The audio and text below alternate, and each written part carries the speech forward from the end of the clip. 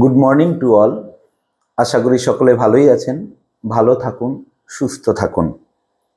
আমি সুকান্ত বিশ্বাস। আমরা একটি সম্পূর্ণ নতুন বিষয়ে আজ আলোচনা করতে এসেছি। তো আপনারা সকলেই অবগত, গত 16ই ফেব্রুয়ারি থেকে উচ্চ মাধ্যমিক পরীক্ষা শুরু হয়েছে। আজ 21শে ফেব্রুয়ারি কলা বিভাগের এডুকেশন সাবজেক্টের পরীক্ষা সম্পূর্ণ হলো। তো আমার প্রিয় ছাত্রছাত্রীরা সকলেই চিন্তিত এই সাবজেক্টে কত নাম্বার উঠবে সেই নিয়ে। যদিও এডুকেশনে 99 নাম্বার এখন হামেশাই ওঠে, এবং এবছরও যে প্রশ্নটি হয়েছে তাতে 99 পাওয়া সম্ভব। মোট 100 নাম্বারের মধ্যে পরীক্ষা হয়, তার মধ্যে 20 নাম্বার প্রজেক্ট এবং 80 নাম্বার রিটেন। এই 80-র মধ্যে 40 নাম্বার থাকে শর্ট অ্যান্সার এবং 40 নাম্বার থাকে ডেসক্রিপটিভ টাইপ অ্যান্সার। তো এই 40 নাম্বার যে শর্ট অ্যান্সার, তার মধ্যে এমসিকিউ থাকে 24 নাম্বার এবং এসএকিউ থাকে 16 নাম্বার। আর ডেসক্রিপটিভ টাইপের প্রশ্নের মধ্যে দুটি টিকা থাকে, তার মধ্যে টিকা দুটির মান 4 4 8 এবং 4টি বড় প্রশ্ন যার মান 8 করে থাকে, 4 8 32, এই টোটাল 40। অর্থাৎ বড় প্রশ্ন 40 নাম্বারের এবং শর্ট আনসার 40 নাম্বারের, টোটাল 80 নাম্বারের রিটেন হয়। তো এই 80 নাম্বারের মধ্যে আমরা কত পাবো সেটাই নিয়ে চিন্তিত। তো এই আধুনিক যুগে বা আধুনিক সমাজে প্রত্যেকটি ভালো ভালো পরীক্ষা, বিশেষ করে চাকরির পরীক্ষা, সেই চাকরির পরীক্ষার পরেই আমি কত পাবো সেদিনই একটা অ্যান্সার কি প্রকাশিত হয়, এবং সেখান থেকে আমি নিজেই মূল্যায়ন করে নিতে পারি যে আমরা কত নাম্বার পাবো। কিন্তু আমার প্রিয় ছাত্রছাত্রীরা এই উচ্চ মাধ্যমিকের কোনো অ্যান্সার কি পেয়ে থাকে না বা পায় না। তো আজ আমরা এই উত্তরপত্রটা নিয়েই আলোচনা করতে চলেছি। যদি আমার প্রিয় ছাত্রছাত্রীরা আজকে এই সম্পূর্ণ ভিডিওটি দেখে থাকে, তাহলে আমি 100% নিশ্চিত যে সে হাই সেকেন্ডারিতে এডুকেশনে কত নাম্বার পাবে সে নিশ্চিত হয়ে যেতে পারবে। তো চলুন আমরা দেখে নিই আজকের অ্যান্সার কি। এটি এবছরের হাই সেকেন্ডারির এডুকেশনের প্রশ্ন। আমাদের 3টে ভার্সানে প্রশ্ন হয়, টোটাল 32 পেজ। তার মধ্যে আমরা বাংলা ভাষা নিয়েই আজকে আলোচনা করব। প্রথমে যেটি আলোচনা করব সেটি হলো এমসিকিউ টাইপ কোশ্চেন। আমাদের 1 নম্বরে এমসিকিউ কোশ্চেনগুলো ছিল। এখানে লেখা আছে প্রতিটি প্রশ্নের বিকল্প উত্তরগুলির মধ্যে থেকে সঠিক উত্তরটি বেছে নিয়ে লেখো 1 × 24। প্রথম প্রশ্ন আছে শিখনের শেষ স্তর হলো অ্যান্সার ডি, প্রত্যভিজ্ঞা। দ্বিতীয় কোশ্চেন, জি উপাদানের প্রয়োজন হয় অ্যান্সার সি, সব ধরনের কাজে। নাম্বার 3, বহু উপাদান তত্ত্বের প্রবক্তা হলেন বি, থার্স্টন। নাম্বার 4, আর টাইপ অনুবর্তনটির নামকরণ করেছে এ, স্কিনার। নাম্বার 5, প্রচেষ্টা ও ভুল শিখন তত্ত্বের প্রবক্তা হলেন সি, থর্নডাইক। নাম্বার 6, অন্তর্দৃষ্টিমূলক শিখন মূলত সম্ভব হয় বি, বুদ্ধির দ্বারা।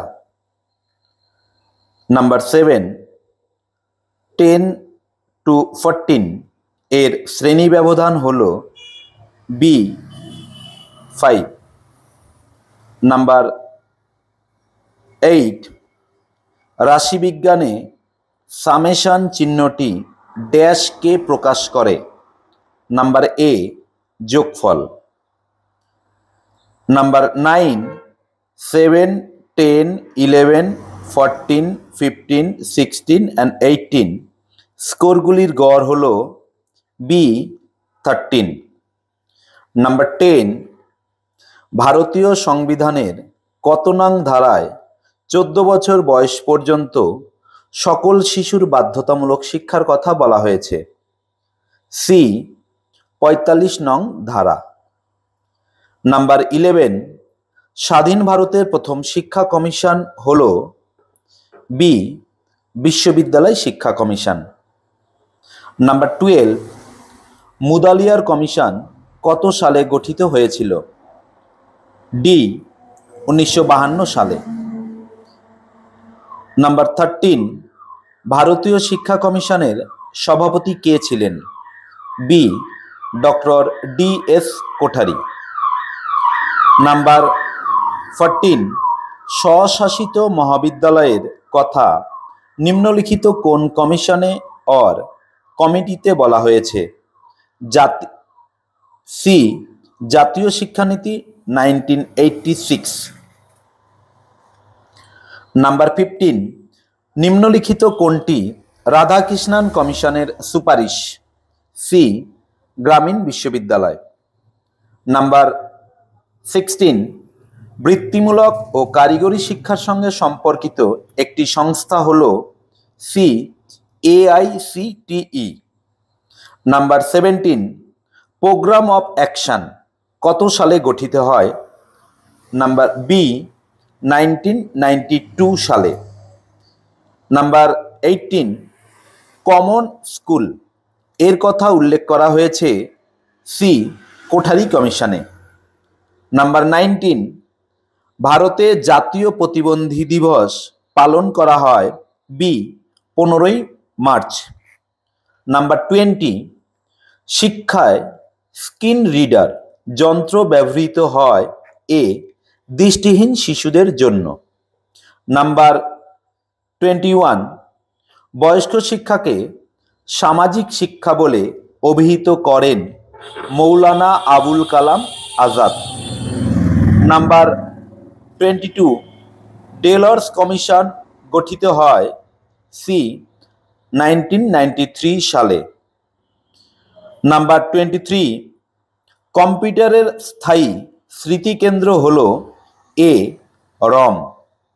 নাম্বার লাস্ট অ্যান্ড 24, একটি মাল্টিমিডিয়ার উদাহরণ হল? বি দূরদর্শন। এবার আমরা আলোচনা করব 2 নম্বরের প্রশ্ন, অর্থাৎ নিম্নলিখিত প্রশ্নগুলির অতি সংক্ষিপ্ত উত্তর দাও। এখানে 16টি প্রশ্ন আছে এবং এবছর 16টির সঙ্গে 10টি প্রশ্ন অর আছে। তো ছাত্ররা, যদি কখনো অরের প্রশ্ন তোমাদের জানা থাকে তাহলে অবশ্যই সেটি উত্তর করে দিয়ে আসবে, তাতে কখনোই তোমাদের নাম্বার কমবে না, কমে যাওয়ার সম্ভাবনাও নেই। উপরন্তু যদি তোমার প্রথম প্রশ্নটি ভুল থাকে এবং অরের প্রশ্নটি যদি ঠিক হয় তাহলে অরের প্রশ্নটিতে আমরা নাম্বার দিতে বাধ্য থাকি এবং কাউন্সিলের সেটি নির্দেশ। তো দ্বিতীয় দাগের আমরা প্রশ্ন নিয়ে আলোচনা করছি। প্রথমে যে প্রশ্নটি আছে নাম্বার 1, পরিণমনের 2টি বৈশিষ্ট্য লেখো। পরিণমনের 2টি বৈশিষ্ট্য হলো একটি স্বাভাবিক প্রক্রিয়া এবং অপরটি হলো চাহিদা নির্ভর নয়। এবার বিষয়টি হলো এই যে 2টি পয়েন্ট তার সামান্য 2 লাইন করে যদি আলোচনা করি তাহলে আমার নাম্বারটা পরিপূর্ণ হবেই এবং বড় প্রশ্নের ক্ষেত্রে আমাকে বেশি নাম্বার দেওয়ার প্রবাবিলিটি থাকে। তাহলে আমরা প্রত্যেকটা পয়েন্ট তার সঙ্গে 2টি করে লাইন আমরা আলোচনা করে দেওয়ার চেষ্টা করব। প্রথমে যেটি বললাম সেটা হলো স্বাভাবিক প্রক্রিয়া, অর্থাৎ পরিণমন কোনো শর্ত সাপেক্ষ প্রক্রিয়া নয়, অর্থাৎ এটি বাহ্যিক নিয়ন্ত্রণ ছাড়াই পরিণমন শিশুর মধ্যে স্বাভাবিক নিয়মে ঘটে চলে। এবং দ্বিতীয়টি হলো চাহিদা নির্ভর নয়, পরিণমন ব্যক্তি বা সমাজের চাহিদার উপরে নির্ভরশীল নয়। এই প্রথম প্রশ্নেরই অথবাতে যে প্রশ্নটি আছে সেটি হলো মনোযোগের 2টি আভ্যন্তরীণ নির্ধারকের উল্লেখ করো। মনোযোগের 2টি আভ্যন্তরীণ নির্ধারক হলো একটি আবেগ এবং অপরটি অভ্যাস, এবং আরও একটি হলো আগ্রহ। তো অভ্যাস কি বলছে? অভ্যাস মনোযোগের অন্যতম একটি আভ্যন্তরীণ নির্ধারক। অভ্যাসের ফলেই আমরা সকালে খবরের কাগজের দিকে মনোযোগ দিই। এবং দ্বিতীয়টি হলো আগ্রহ। আমাদের যে বিষয়টির প্রতি আগ্রহ আছে সেই বিষয়ে আমরা খুব গভীর মনোযোগ দিই। আমাদের দ্বিতীয় প্রশ্ন, স্পিয়ারম্যানের বুদ্ধি সংক্রান্ত তত্ত্বে এস ফ্যাক্টর কি?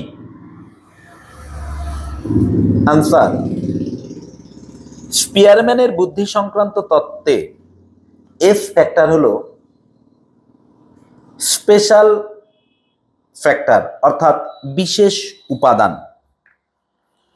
যখন কোনো একটি কাজের জন্য ব্যক্তির সাধারণ মানসিক ক্ষমতার পাশাপাশি কোনো বিশেষ মানসিক সামর্থ্যের প্রয়োজন হয় এবং ওই কাজ ছাড়া অন্য কোনো কাজে সে ব্যবহৃত হয় না, তাকে বিশেষ মানসিক ক্ষমতা বলে। স্পিয়ারম্যানের তত্ত্বে এই ক্ষমতাকে এস ফ্যাক্টর বলা হয়। নাম্বার 3, অপারেন্ট অনুবর্তন বলতে কি বোঝো? অপারেন্ট বা সক্রিয় অনুবর্তনের স্রষ্টা স্কিনারের মতে যে অনুবর্তন প্রক্রিয়ায় প্রতিক্রিয়ার নির্দিষ্ট উদ্দীপক থাকে না, যে কোনো উদ্দীপক প্রতিক্রিয়ার সঙ্গে সংযোজন স্থাপন করে তাকে অপারেন্ট অনুবর্তন বলে। কিনের অথবা গেস্টাল কথাটির অর্থ কি? উত্তর, গেস্টাল কথাটির অর্থ হলো অবয়ব অথবা আকার। নাম্বার 4, রাশিবিজ্ঞানে উচ্চ স্কোর ও বিস্তৃতি যদি যথাক্রমে 120 ও 30 হয় তবে নিম্ন স্কোর কত হবে? অ্যান্সার, নিম্ন স্কোর 90। নাম্বার 5, যখন রাশিবিজ্ঞানে একটি পরিসংখ্যা 14 তখন তার ট্যালি চিহ্ন উল্লেখ করো। 14 ট্যালি চিহ্নটি এরকম হবে 1 2 3 4 5 6 7 8 9 10 11 12 13 and 14। এইভাবে 14 ট্যালি চিহ্ন হবে। আমরা যদি এরকমভাবে করি তাহলে কিন্তু এটা রং। আমাকে এই রকমভাবে করতে হবে, অর্থাৎ এই যোগটা অনেকটাই এন টাইপের হবে। এইভাবে 5 5 এবং 4 টোটাল 14। 5 অর আয়তলেখ অর হিস্টোগ্রাম আঁকার সময় পরিসংখ্যাগুলি শ্রেণী ব্যবধানের কোথায় স্থাপন করা হয়? উত্তর, আয়তলেখ আঁকার সময় পরিসংখ্যাগুলি শ্রেণী ব্যবধানের নিম্ন সীমায় স্থাপন করা হয়। নাম্বার 6, জাতীয় নারী শিক্ষা পরিষদ কত সালে গঠিত হয়? উত্তর, জাতীয় নারী শিক্ষা পরিষদ 1959 সালে গঠিত হয়। 6 অর ভারতের সংবিধান অনুযায়ী শিক্ষা কোন তালিকাভুক্ত? উত্তর, ভারতের সংবিধান অনুযায়ী শিক্ষা যুগ্ম তালিকাভুক্ত। নাম্বার 7, ইউপিই এর পূর্ণ রূপটি লেখো। ইউপিই এর ফুল ফর্ম হলো universal primary education. Number 7 or ভারতের সংবিধানের কত নং ধারায় নারীদের শিক্ষার সুযোগ সুবিধার কথা বলা হয়েছে? অ্যান্সার, 15, 15(1) এবং 16 নং ধারায়।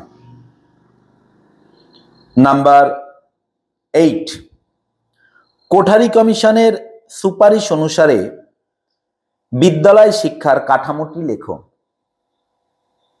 উত্তর, কোঠারি কমিশনের সুপারিশ অনুসারে বিদ্যালয় শিক্ষার কাঠামোটি হল 10+2+3, অর্থাৎ 10 বছরের মাধ্যমিক শিক্ষা, 2 বছরের উচ্চ মাধ্যমিক শিক্ষা এবং 3 বছরের স্নাতক শিক্ষা। নাম্বার 9, মুদালিয়ার কমিশনের সময়সীমা উল্লেখ করো। উত্তর, মুদালিয়ার কমিশনের সময়সীমা হল 1952 থেকে 1953 খ্রিস্টাব্দ। 9 অর, মাধ্যমিক শিক্ষা কমিশন নির্ধারিত নিম্ন বুনিয়াদী শিক্ষার কাল উল্লেখ করো। অ্যান্সার, মাধ্যমিক শিক্ষা কমিশন নির্ধারিত নিম্ন বুনিয়াদী শিক্ষার কাল হলো 5 বছর, অর্থাৎ প্রথম শ্রেণী থেকে পঞ্চম শ্রেণী পর্যন্ত নিম্ন বুনিয়াদী শিক্ষা। নাম্বার 10, নবোদয় বিদ্যালয়ের কথা কোন শিক্ষা নীতিতে বলা হয়েছে? অ্যান্সার, নবোদয় বিদ্যালয়ের কথা জাতীয় শিক্ষানীতি 1986 তে বলা হয়েছে। নাম্বার 11, স্টাইলাস কি? অ্যান্সার, ব্রেল তৈরিতে যে কলমের সাহায্যে চাপ দেওয়ার ফলে ওই বিন্দুগুলো তৈরি হয় তাকে স্টাইলাস বলে। 9 অথবা মূক ও বধির শিশুদের শিক্ষার একটি উদ্দেশ্য লেখো। মূক ও বধির শিশুদের শিক্ষার একটি অন্যতম উদ্দেশ্য হলো আত্মবিশ্বাস বৃদ্ধি করা। এই আত্মবিশ্বাস বৃদ্ধি এর আন্ডারে 2 লাইন লিখে দিলে সব থেকে ভালো। এদের হীনমন্যতা দূর করে আত্মবিশ্বাস বৃদ্ধি করাই হলো এই শিক্ষার অন্যতম লক্ষ্য। এছাড়া আরো 2-1টি লক্ষ্য আছে, সেটি হলো ভাষার বিকাশ, সামাজিক বিকাশ, অভিযোজনমূলক বিকাশ ইত্যাদি। নাম্বার 12, প্রাথমিক শিক্ষায় অপচয় বলতে কি বোঝো? অ্যান্সার, প্রাথমিক শিক্ষা স্তরের শেষ ধাপে পৌঁছানোর আগেই বহু ছেলে মেয়ে বিদ্যালয় ছেড়ে চলে যায়। এর ফলে প্রাথমিক শিক্ষার উদ্দেশ্য অপূর্ণ থেকে যায়। একেই প্রাথমিক শিক্ষার ওয়েস্টেজ বা অপচয় বলে। নেক্সট, নাম্বার 13, DIET এর পূর্ণ রূপটি লেখো। DIET এর পূর্ণ রূপটি হলো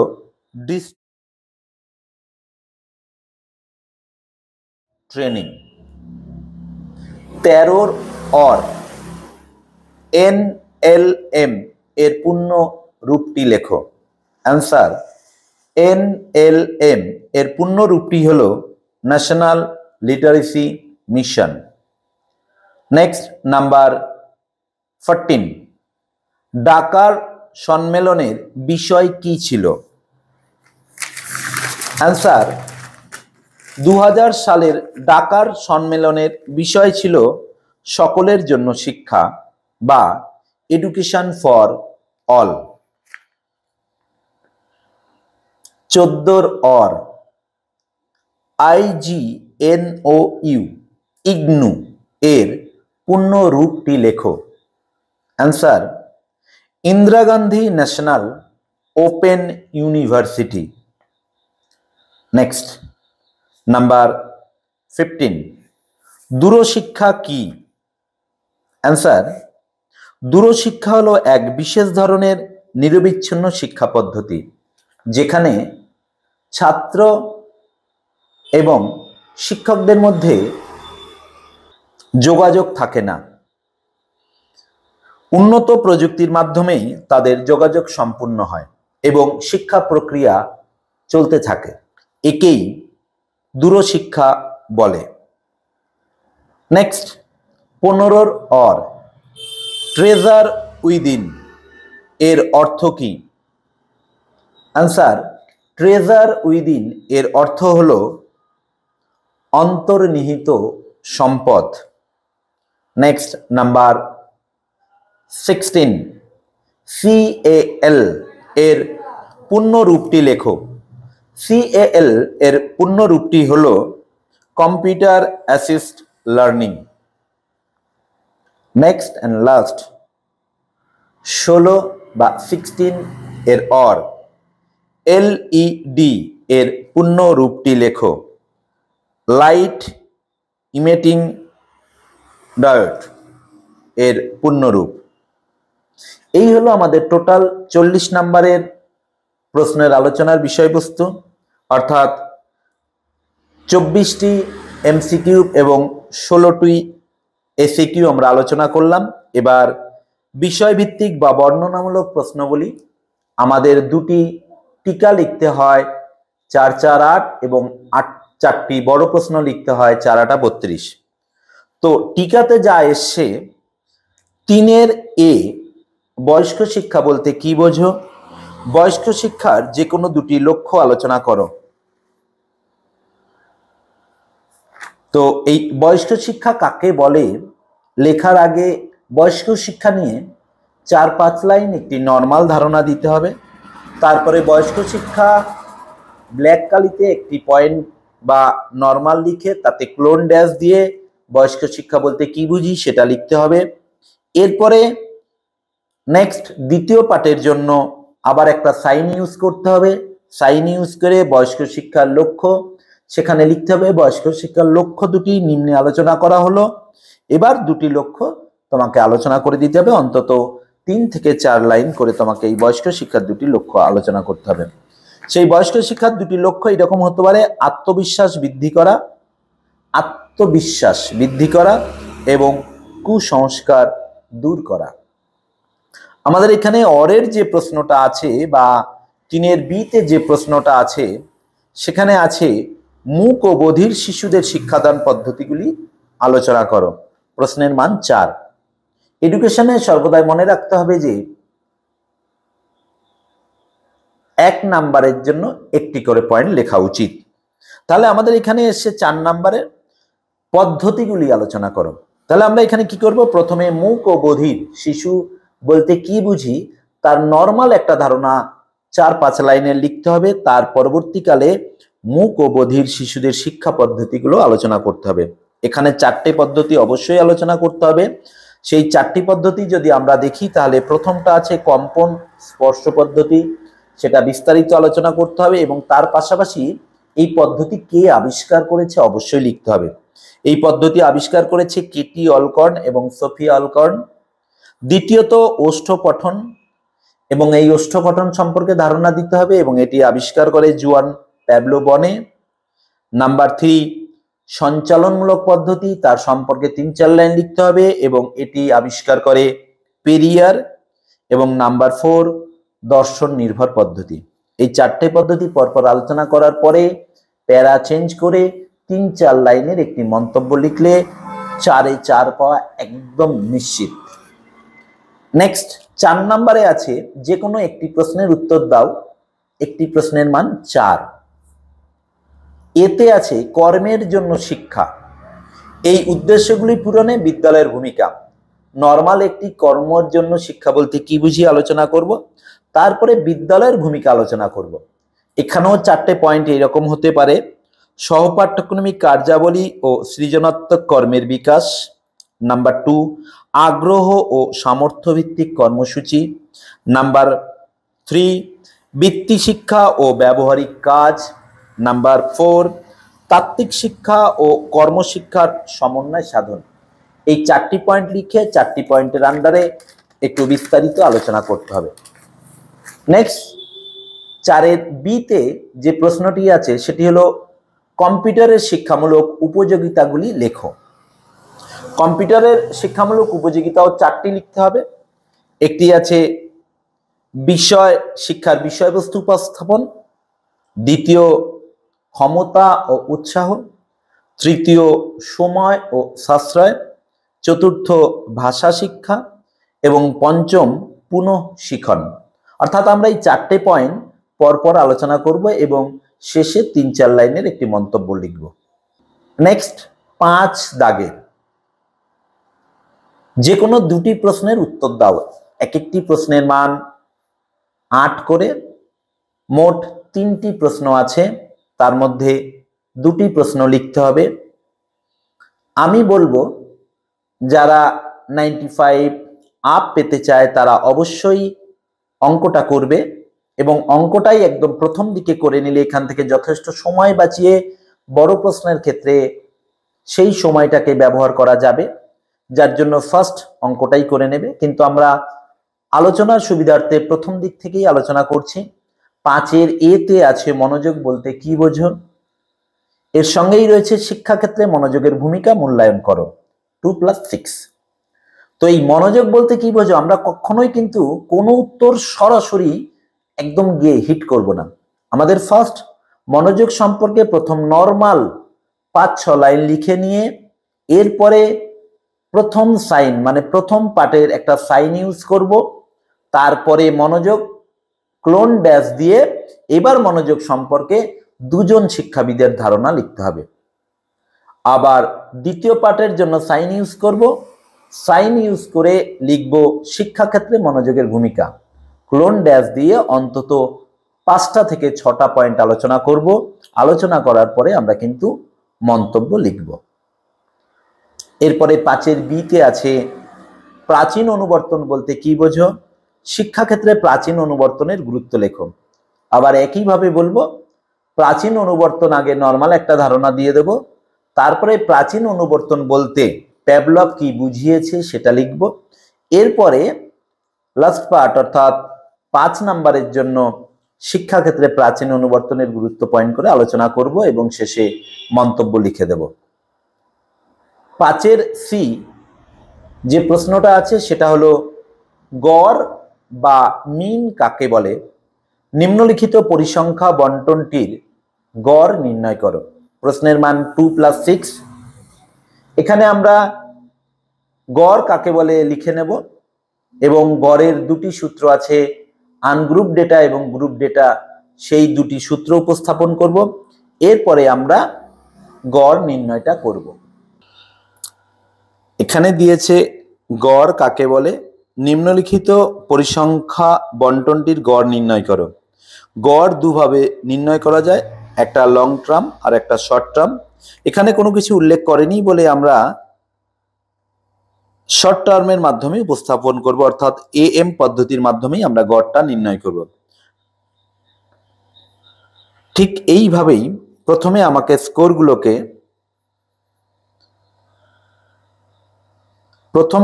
স্কোরগুলোকে উপর থেকে নিচে সাজিয়ে নিয়ে লিখতে হবে। তার পাশে ফ্রিকোয়েন্সিগুলোকে ঠিক এই রকম ভাবে লিখতে হবে এবং ফ্রিকোয়েন্সির সমষ্টি n, সেই n টোটাল যোগ করে 50 হয়েছে। তার পাশের স্তম্ভ মধ্যবিন্দু, যাকে বড় বা ক্যাপিটাল X দ্বারা প্রকাশ করা হয়, অর্থাৎ এই লোয়ার লিমিট আপার লিমিট তাকে 2 দিয়ে ভাগ করলে যে মান পাওয়া যায় সেটাই হলো মধ্যবিন্দু। আমরা পরপর মধ্যবিন্দুগুলো প্রত্যেকটি শ্রেণীর মধ্যবিন্দু নির্ণয় করে নিয়েছি। এরপরে বিচ্যুতি, অর্থাৎ বিচ্যুতি যেখানে আমরা দেখব n/2 টাচ করে, অর্থাৎ ফ্রিকোয়েন্সির সমষ্টি ক্রম অনুসারে যোগ করে করে আস্তে আস্তে যেখানে n/2 অর্থাৎ এই ক্ষেত্রে 25 যে লাইনে টাচ করেছে, অর্থাৎ 1 4 5 5 and 5 10 10 and 8 18 18 and 12 25 টাচ। তো এ লাইনে আমি 0 বসাবো, উপরের দিকে ক্রম অনুসারে আমি -1 2 3 4, নিচের দিকে +1 2 3 4 5। এবার f × x, এটা f এবং এটা x, এই f এর সঙ্গে x গুণ করে আমি বসিয়েছি, এগুলোকে গুণ করে বসিয়েছি।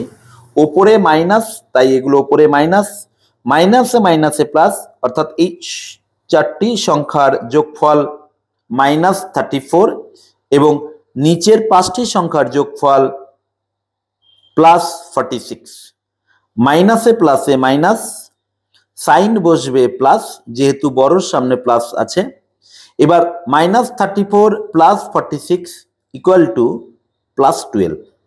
তাহলে আমাদের সামেশান এফ এক্স, সামেশান মানে হলো সমষ্টি, তাহলে এফ এক্স এর সমষ্টি কি দাঁড়ালো 12। এবার আমরা মিন নির্ণয়ে চলে আসি। আমরা জানি মিন সমান সমান, অর্থাৎ এটা হলো মিনের সূত্র, মিন সমান সমান A M plus summation f x bar by বা divided n into small i. A M এর মান 32, এই 32 পাওয়া গেছে যে লাইনে আমার n/2 টাচ করেছে সে লাইনের মিড পয়েন্ট, অর্থাৎ এই হলো 32। এরপরে 12 summation f x 12 n 15 i 5, অর্থাৎ এই শ্রেণী ব্যবধান 5।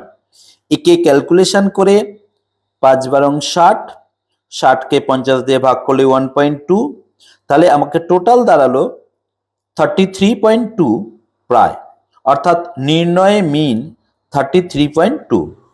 এবার এখানে রাইট সাইডে আমি মনে করি ভালো ছাত্রছাত্রীরা অবশ্যই এটি উল্লেখ করবে, এ এম সমান সমান 32, সামেশান এফ এক্স সমান সমান 12, এন সমান সমান 50, আই সমান সমান 5।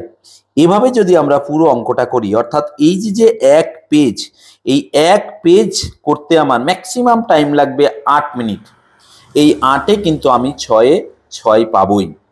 তাহলে এভাবেই আমি 5-এর সি এর অঙ্কটা সম্পূর্ণ করলাম। এবার 6 দাগের প্রশ্ন, যে কোনো দুটি প্রশ্নের উত্তর দাও। একটি প্রশ্নের মান 8 করে, আমাকে দুটি প্রশ্নের উত্তর দিতে হবে। মোট 3টি প্রশ্ন আছে। প্রথম 6-এর এতে আছে বিশ্ববিদ্যালয় শিক্ষা কমিশনের সুপারিশ অনুসারে উচ্চশিক্ষার লক্ষ্যগুলি আলোচনা করো। অর্থাৎ আমাদের স্বাধীন ভারতের প্রথম শিক্ষা কমিশনই হলো বিশ্ববিদ্যালয় শিক্ষা কমিশন। সেই বিশ্ববিদ্যালয় শিক্ষা কমিশন তৈরি হয়েছিল 1948 সালে। সেই 1948 সালের শিক্ষা কমিশন উচ্চশিক্ষা নিয়ে কি কি সুপারিশ করেছিল বা উচ্চশিক্ষার লক্ষ্য কি হবে সেগুলি বিস্তারিত আলোচনা করতে হবে। মিনিমাম বা কমপক্ষে 8টি পয়েন্ট, এবং প্রথম দিকে একটা সূচনা এবং শেষে একটা মন্তব্য আলোচনা করতে হবে। 6-এর বিয়ে আছে মাধ্যমিক শিক্ষা সংক্রান্ত বিষয়ে কোঠারি কমিশনের সুপারিশগুলি আলোচনা করো। অর্থাৎ মাধ্যমিক শিক্ষা নিয়ে কোঠারি কমিশনের অভিমত, এটিও 8, এবং এই 8টি পয়েন্ট আলোচনা করতে হবে। 6-এর সি কারিগরি শিক্ষা বলতে কি বোঝো? বৃত্তিমুখী ও কারিগরি শিক্ষার মধ্যে সম্পর্ক নিরূপণ করো। তাহলে এখানে কারিগরি শিক্ষা 2। তাহলে কারিগরি শিক্ষা আলোচনা করার আগে নর্মাল একটা কারিগরি শিক্ষা সম্পর্কে আমরা একটা ধারণা দেব। এরপরে কারিগরি শিক্ষা ক্লোন ড্যাশ দিয়ে কারিগরি শিক্ষা বলতে কি বুঝি সেটা লিখব। দ্বিতীয় পাঠে আমি বৃত্তিমুখী ও কারিগরি শিক্ষার মধ্যে সম্পর্ক আলোচনা করব। এইভাবেই আমরা সম্পূর্ণ উত্তরপত্রটি কমপ্লিট করব। সম্পূর্ণ উত্তরপত্রটি অবশ্যই মার্জিন টানতে হবে, ঠিকঠাকভাবে উত্তর করতে হবে, এবং নির্দিষ্ট সময়ের পূর্বেই লেখা সমাপ্ত করে নর্মাল একবার সম্পূর্ণ কিছু চেক করে তারপরে শিক্ষকের কাছে জমা দিতে হবে। তাহলে তোমরাই নির্ণয় করে ফেলো এবারের পরীক্ষায় তুমি কত নাম্বার পেতে চলেছ। যদি কোনো তোমাদের মতামত থাকে, কোনো জিজ্ঞাসা থাকে, তাহলে আমাদের কমেন্ট সেকশনে জানাও, আমরা তার যথাযথ উত্তর খুব দ্রুত দিয়ে দেব। সকল শিক্ষার্থীকে আমার পক্ষ থেকে একটাই অনুরোধ, তোমরা প্রকৃত মানুষের মতো মানুষ হও, খুব দ্রুত এগিয়ে যাও, স্বপ্রতিষ্ঠিত হও, এবং পরবর্তী শিক্ষামূলক ভিডিও নিয়ে আমরা হাজির হব। সকলে ভালো থেকো।